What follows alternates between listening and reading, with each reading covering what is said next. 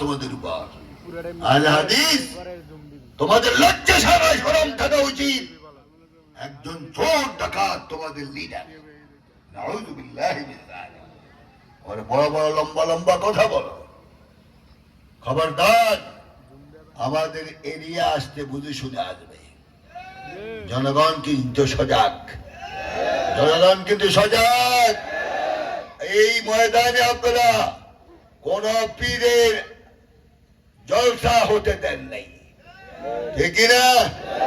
আমি ধন্যবাদ দিচ্ছি এলাকার মুসলমানদেরকে যারা সাহসী। আল্লাহ এদেরকে দ্বীনের জন্য কবুল করুন। উচ্চ আওয়াজে বলতে হবে আল্লাহু আকবার। তাহলে ঢোল বাদ্য এখানে আবার বাজবে, এখানে মাহফিল হবে চিরজীবন ইনশাআল্লাহ। তাহলে আল্লাহ পাক আমাদেরকে কোরআন মাফিক চলার তৌফিক দান করুন। আমাদের নেতার নাম কি? উচ্চাওয়াজ, আমাদের নেতার নাম কি? তোমরা যে নেতা বানাও এই নেতা হলো চোর। আর আমার রাসূল কি? ওয়া ইন্নাকা লাআলা খুলুকিন আযীম, ওয়া ইন্নাকা লাআলা খুলুকিন আযীম।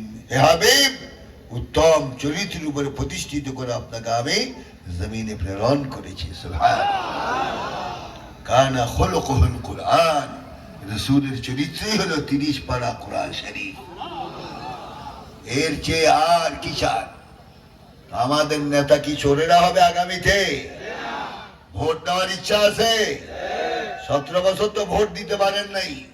কেন্দ্রে কি ছিল? ভোটারের বাহিনী কি ছিল? কুত্তা কুত্তা। কি মিথ্যা কথা বলি?